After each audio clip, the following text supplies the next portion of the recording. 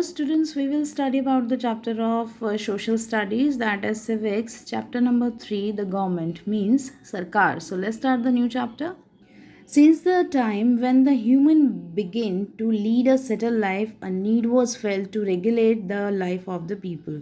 It was helpful in the maintaining order among the people in the society. Gradually, with the passage of time, some more regulations were made as the civilization progressed a lot. Today, we have a huge human population with a variety of people having different mindset to maintain order, provide security, and maintain peace in the human society. We have an elected body of representatives called government. The government take care of the needs of the people in various ways and means. Let's study about the government in this chapter.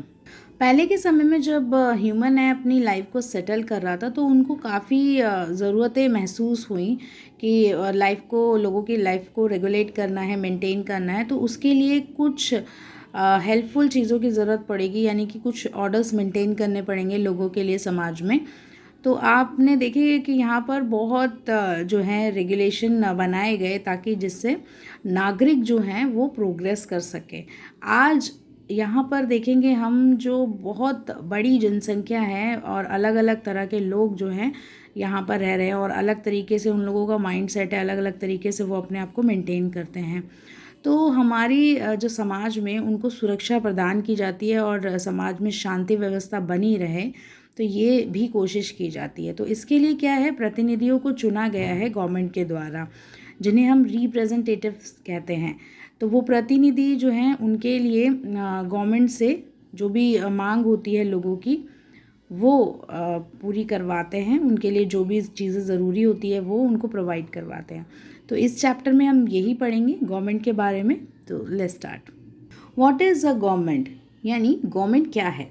A government is an important element of the state which runs with the combined effort of the legislature, executive, and judiciary. The supreme law of a state is the constitution.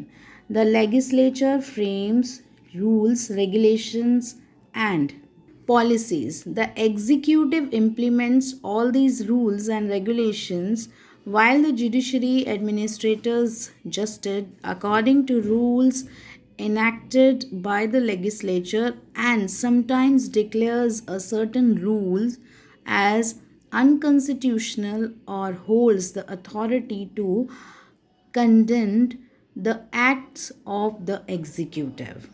सरकार राज्य का एक बहुत ही महत्वपूर्ण तत्व है जो चलती है कंबाइंड तरीके से, यानी कि मिली जुली तरीके से चलती है, जैसे कि विधानमंडल, कार्यपालिका और न्यायपालिका, जो इन तीनों का उसमें सहयोग रहता है।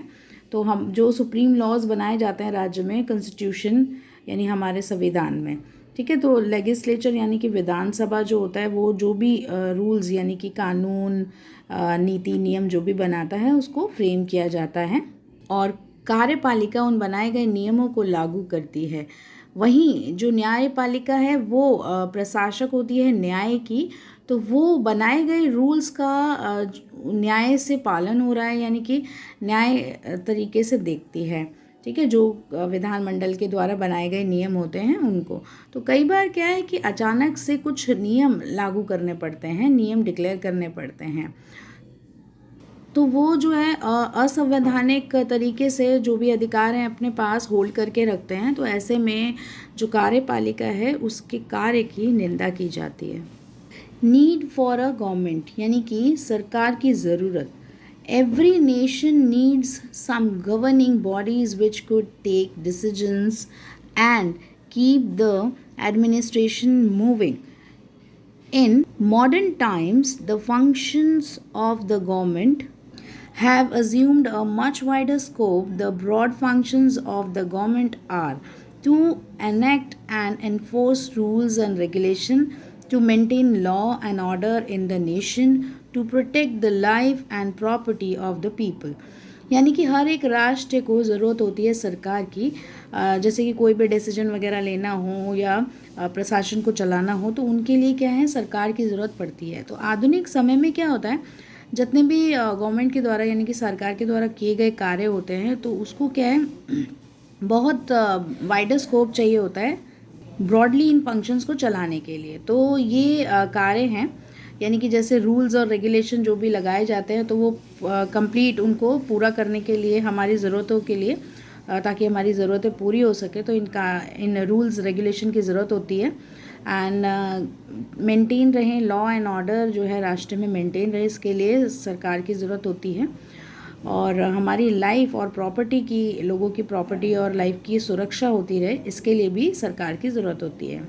To provide educate electricity and water to the people, to run postal roadways airways and railways services, यानी कि जो भी सुविधाएं यानी कि बिजली और पानी की सुविधाएं लोगों को प्रोवाइड करवाई जाती हैं और डाक सेवा, रोडवेज, रेलवेज, एयरवेज, ये सभी जो सुविधाएं हैं, सर्विसेज हैं, वो उपलब्ध करवाई जाती हैं।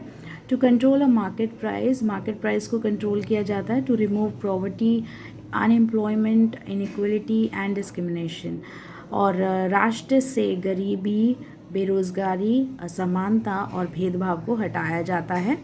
To provide necessary infrastructure like roads, schools, hospitals, dams etcetera, हमें ज़रूरी जो भी संरचनाएं हैं वो उपलब्ध करवाई जाती हैं, बनवाई जाती हैं लोगों के सुविधाओं के लिए, जैसे कि रोड्स हैं, स्कूल्स हैं, हॉस्पिटल्स हैं, डैम इत्यादि। To maintain good, friendly and peacefully relation with neighbouring countries, हमें जो गवर्नमेंट है वो जो है बहुत ही फ्रेंडली तरीके से अच्छे व्यवहार बना के रखती हैं, शांति बनी रहे, रिलेशन को अच्छा बनाती है हमारे पड़ोसी देशों से।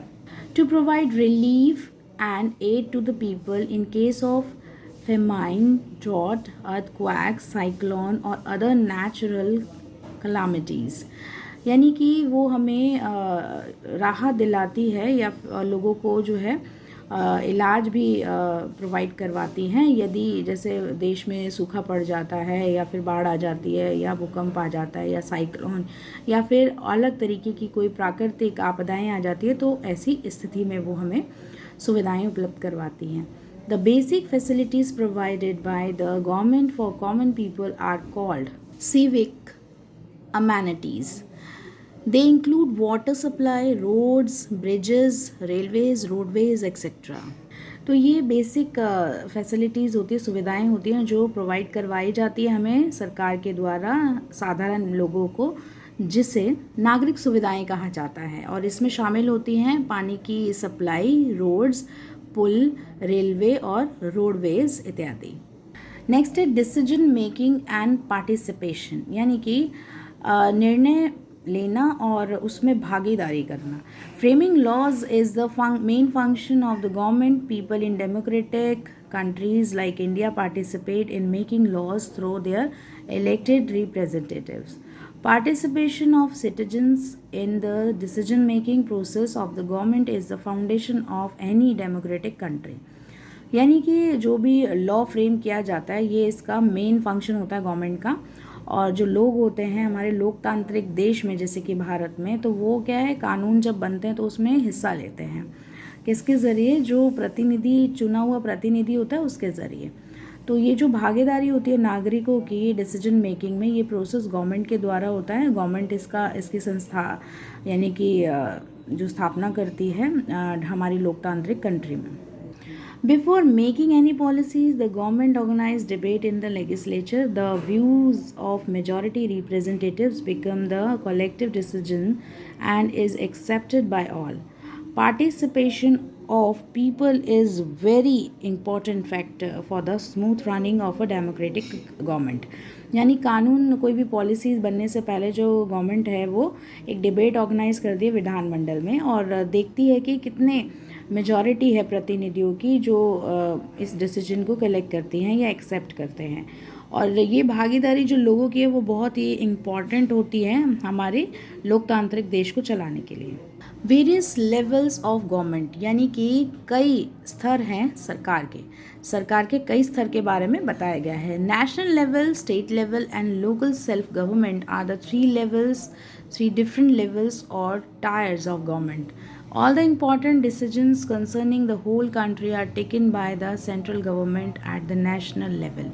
Most of the decisions concerning a particular state like Assam, Maharashtra, etc., are taken by the concerned state government at the state level.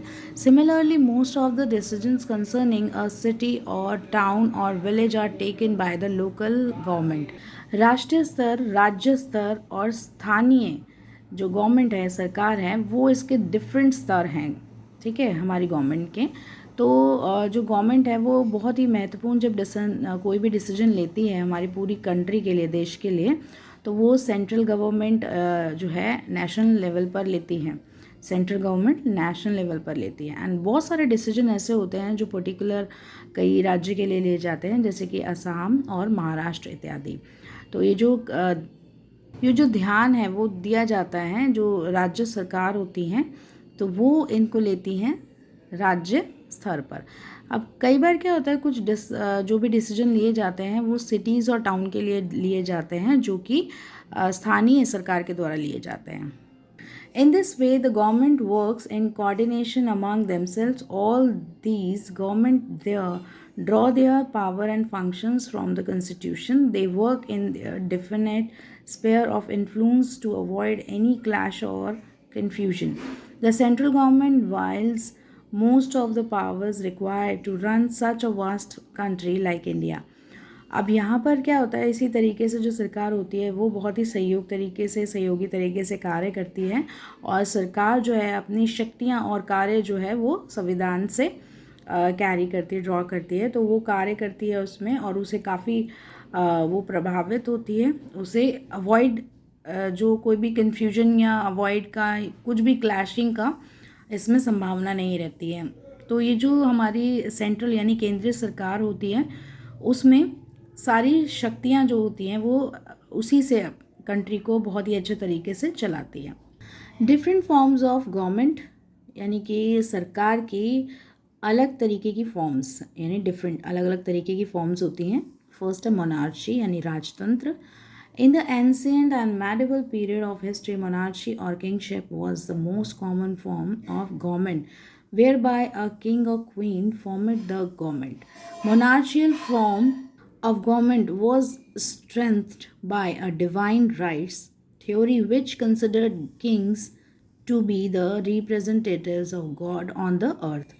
तो पुराने समय में यानी मध्यकालीन समय में इतिहास में ये जो राजतंत्र है, जहाँ पर राजा या रानी का राज होता था जो कि कॉमन पीपल के लिए कार्य करते थे, ठीक है। अब ये यहाँ पर राजतंत्र की सरकार होती थी। अब ये भी एक फॉर्म है जहाँ पर जो जितनी भी शक्तियाँ या जो भी स्ट्रॉन्गनेस होती थी वो किसके द्वारा, यानी डिवाइन एंड राइट्स थ्योरी के द्वारा चलाई जाती थी, यानी जो भी अधिकार होते थे उनके। तो माना जाता था कि जो राजा है उसी को रिप्रेजेंटेटिव माना जाता था भगवान का, कि यही धरती पर हैं जो हमारे लिए कार्य करेंगे। The monarch had the absolute right to take decisions. His word was considered a law. It was a hereditary form of government in which the king or queen inherited the throne from their father or mother. तो यानी कि ये जो राजतंत्र है वो बहुत सही decisions लेते थे लोगों के लिए, और ये जो शब्द है वो कंसिडर किया गया था इसके लिए कानून। और ये जो फॉर्म है हेरिडिटरी यानी कि पीढ़ी दर पीढ़ी चलती आती है, ये राजा और रानी को उनके जो पूर्वज हैं उनसे मिलती है, उनके माता पिता से ये सिंहासन पीढ़ी दर पीढ़ी उनको मिलता जाता है। नेक्स्ट है डिक्टेटरशिप यानी कि तानाशाह. It is a form of government in which all the authority and powers is enjoyed by a one person who does not owe any responsibility towards the people. People do not have much rights, instead they simply follow the dictates of the dictators. Adolf Hitler was one such dictator. अब ये जो form होती है सरकार की वो इसमें जितने भी अधिकार और शक्तियाँ जो होती है वो एक पर्सन के द्वारा एंजॉय की जाती हैं, और उसके पास कोई भी जिम्मेदारी नहीं बनती है, उसकी कोई जिम्मेदारी नहीं बनती है लोगों के प्रति, तो वो कोई जिम्मेदारी नहीं दिखाता है, और लोगों के पास कोई भी राइट्स नहीं होते हैं, ठीक है, कि वो अपना कोई भी कार्य कर सके या कुछ भी कर सके। तो इसमें क्या होता है, जो डिक्टेट्स करता है डिक्टेटर, उसी को फॉलो किया जाता है। जैसे जर्मनी का अडोल्फ हिटलर, वो एक सही मायने में तानाशाह बन गया था। नेक्स्ट है डेमोक्रेटिक गवर्नमेंट, यानी कि लोकतांत्रिक सरकार। Today democratic government is the most popular form of government in the world. In a democratic setup, the representatives are elected by the people on the basis of universal adult franchise। आज आप देखेंगे लोकतांत्रिक जो सरकार है वो बहुत ज़्यादा पॉपुलर फॉर्म बन गई है सरकार की संसार में। और जो हमारी लोकतांत्रिक को सेटअप किया गया है प्रतिनिधियों के द्वारा, उस लोगों के द्वारा प्रतिनिधि चुना जाता है और वो हमारे लोकतांत्रिक देश में सेट किया गया है। तो ये जो यूनिवर्सल अडल्ट फ्रेंचाइज है उस बेसिस पर रिप्रेजेंटेटिव चुना जाता है ये, ठीक है। The elected representatives from the government. In this way people choose their government at the time of election. Thus, they are given the right to vote. Elections are held at regular interval in the country. They enable the people to choose their representatives who act on their behalf. This elected government is responsible for its acts towards people in the democratic system। यानी कि यहाँ पर जो representative चुना जाता है, प्रतिनिधि जो सरकार का एक फॉर्म का हिस्सा होता है, तो वो चुना जाता है लोगों के द्वारा, यानी इलेक्शन के समय पर, और उसे वोट देने का अधिकार होता है। और ये जो इलेक्शन की जो प्रक्रिया है वो रेगुलर इंटरवल के तौर पर कंट्री में की जाती है, ठीक है, समय समय पर की जाती है। तो इसमें क्या होता है, जो लोग होते हैं अपने प्रतिनिधि को चुनते हैं और वो लोगों के बिहाफ पर काम करता है। चुनी हुई जो सरकार होती है वो रिस्पॉन्सिबल होती है लोगों के तरफ डेमोक्रेटिक सिस्टम में। The word democracy has been derived from a Greek word democratic. Demos means people and cratic means rule. So democracy is the rule by the people। अब ये जो शब्द है डेमोक्रेसी यानी लोकतंत्र, ये लिया गया है ग्रीक शब्द से डेमोक्रेटिक। डेमोस का मीनिंग होता है पीपल एंड क्रेटिक का मीनिंग होता है रूल यानी नियम। तो इसीलिए जो लोकतंत्र है वो हमारा उस नियम से चलता है, लोगों के द्वारा चलता है। India has the world's largest democracy. It drew its inspiration from Britain, which is considered as the mother of all modern democracies। अब भारत जो है संसार का लार्जेस्ट लोकतंत्र देश है और ये इंस्पायर हुआ था ब्रिटेन से, जो कि माना जाता है कि ये मॉडर्न डेमोक्रेसीज़ हैं। मदर शब्द जो है ये मॉडर्न डेमोक्रेसीज़ माना जाता है इसका।